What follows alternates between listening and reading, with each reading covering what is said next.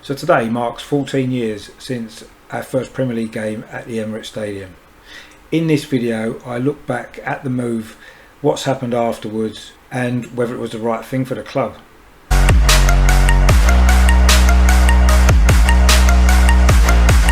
Hello and welcome back to my channel over and over and over again, which looks at everything to do with Arsenal. Now in today's video I just really wanted to look back at the move from Highbury to the Emirates Stadium, of course because today the 19th of August marks the 14th anniversary of our first match at the new stadium in the Premier League against Aston Villa. Now if you remember, the actual original move to the new stadium was first kind of mentioned by the club all the way back in the late 1990s.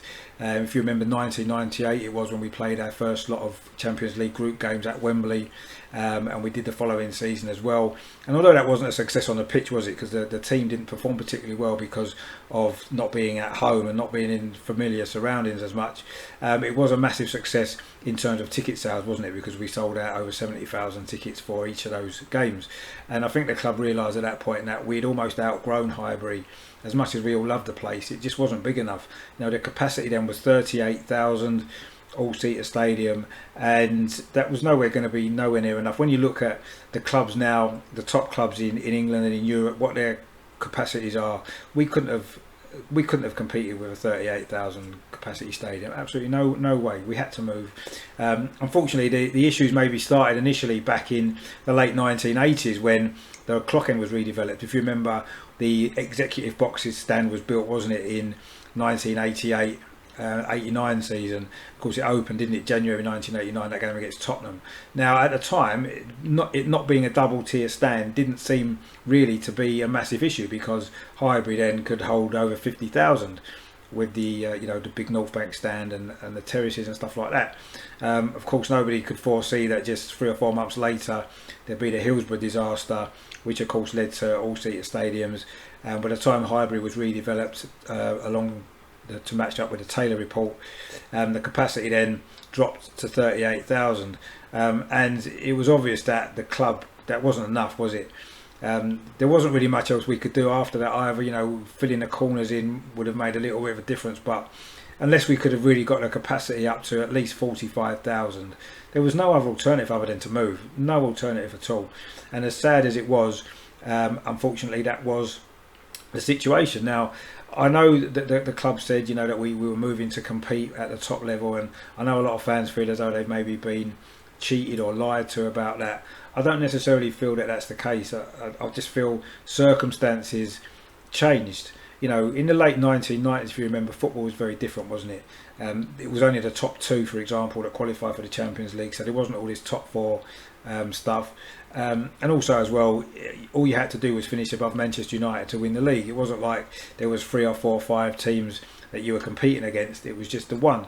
So at that particular time, I don't think anybody could have foreseen the way that football was going to change over the following decade, really. With the top 4 for the Champions League, and then Chelsea getting their big investment from Roman Abramovich in 2003, Manchester City then getting their investment in 2008 just after we'd moved. So the football landscape changed really quickly. Now we probably made our move at the right time. When you think about it, we were in a strong position then, wasn't we? We just got Arsene Wenger. We were starting to have big success.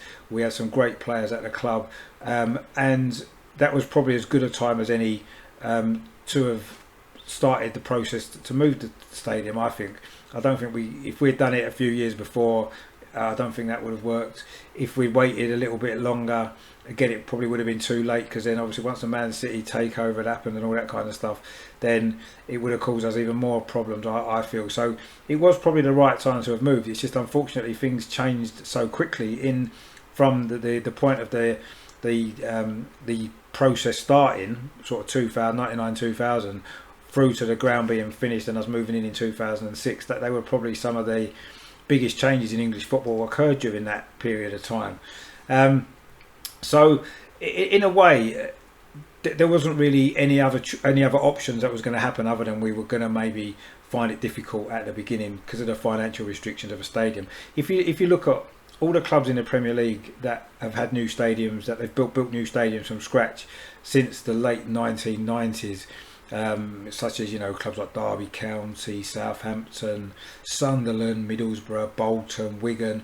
All these clubs, every single one of them has struggled. A lot of them have suffered relegation after relegation, real financial problems, and our problems in relation to that have been nowhere near as bad. But obviously what it meant was we had to sell our better players, we had to buy in inferior replacements, and the team subsequently became worse than it had been in 2006. But that was inevitable, really, wasn't it? I don't know what people honestly expected, that you can spend all that money building a lovely stadium and it not have an impact on the playing side of it, and the money available to buy players and all that kind of stuff. So I think it was inevitable that we would have to go through a period of transition. Now, you could say it's gone on longer. You could say that the owners have not invested enough in the team, and again, I don't have any argument with that. I think that's true.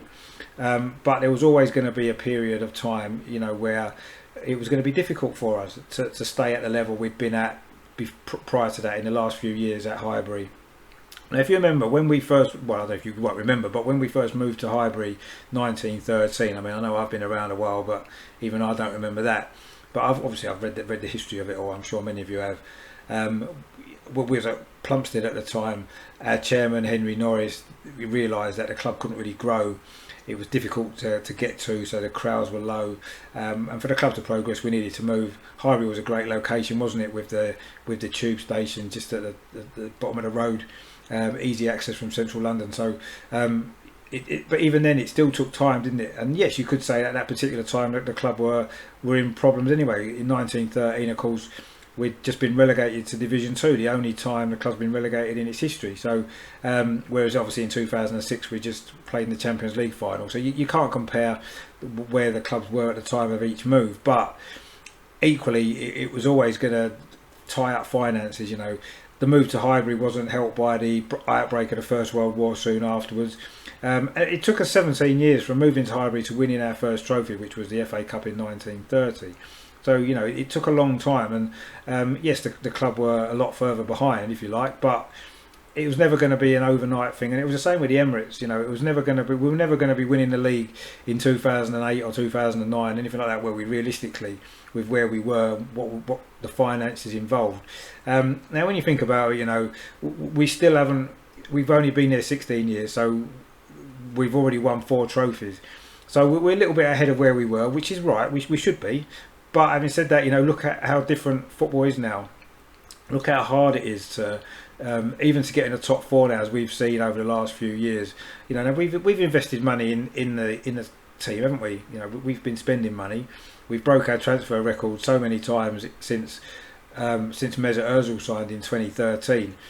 So in that sense, we've kind of got through. I think the big restrictions that we'd had. Of course, the recent COVID situation hasn't helped, has it? And unfortunately, it's affected us, probably more than a lot of clubs. So that's maybe set us back a little bit. But we've certainly been investing in the team. The recruitment's not been great, but the money's been spent.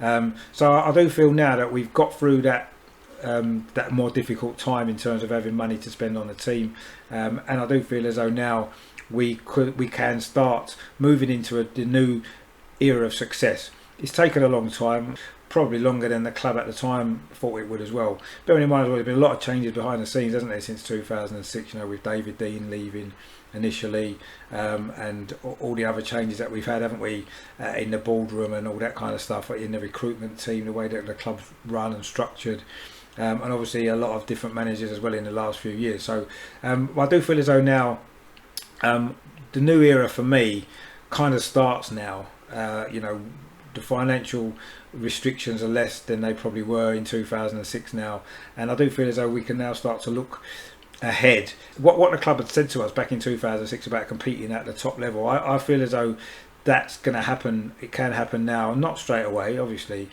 but this is the start of it, I believe, now.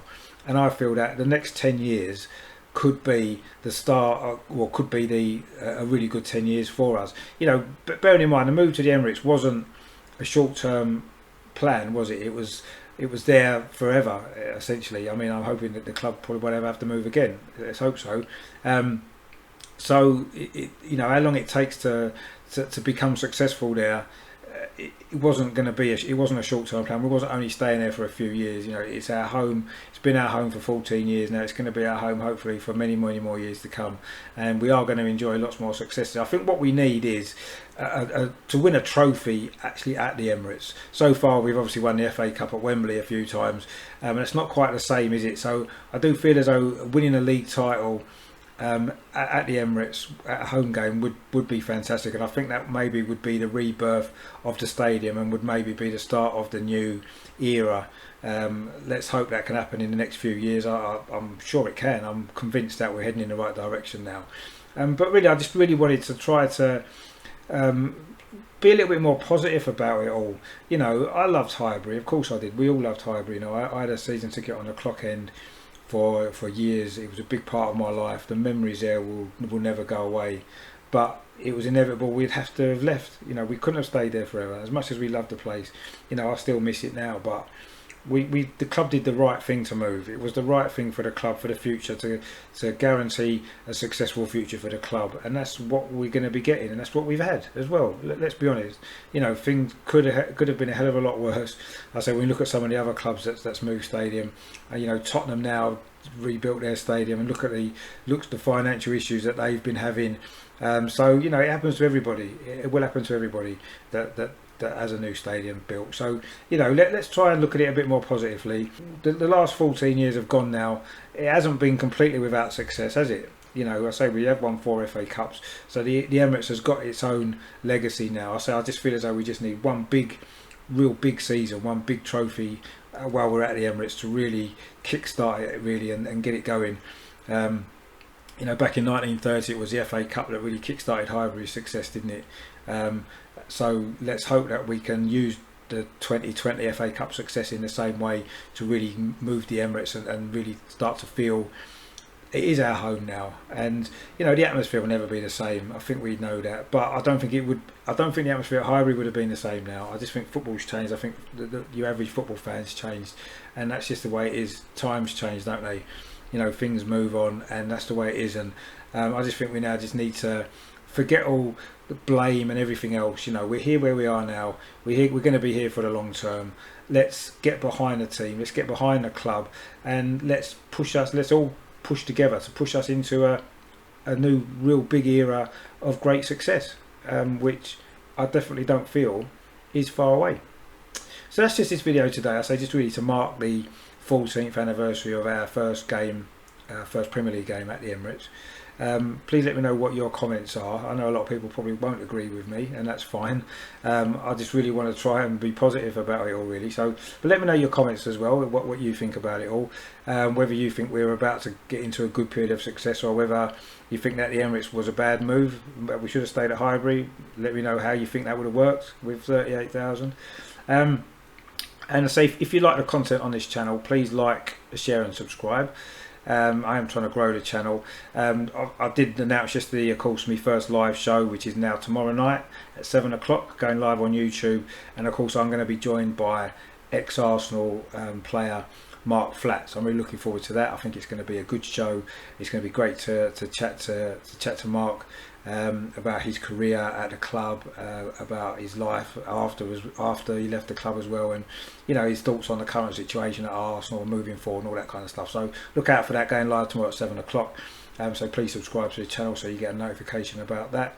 If you've got anything that you want me to do a video about, any subjects that you think would make a good video, please let me know. Put your suggestions in the comments. Always interested to know what everybody wants and what everybody enjoys. And in the meantime, I'll be looking at these new transfers that's supposed to be happening, players coming in, players going. Still nothing confirmed yet, so I'm not going to touch too much on that.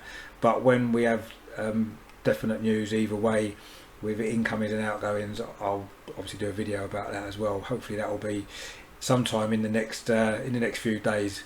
I'm sure it will. So there's a lot to look forward to, and of course, you know, the new season for us, of course, starts a week on Saturday, doesn't it, with the Community Shield? So I'll be doing a preview of that game as well next week, doing some more live stuff as well, with some other guests coming up as well. So stay tuned for that. Lots going on. So make sure you subscribe so you don't miss out. And so that's that for today. I hope you enjoyed that. And of course, in the meantime, as always, come on you Gunners.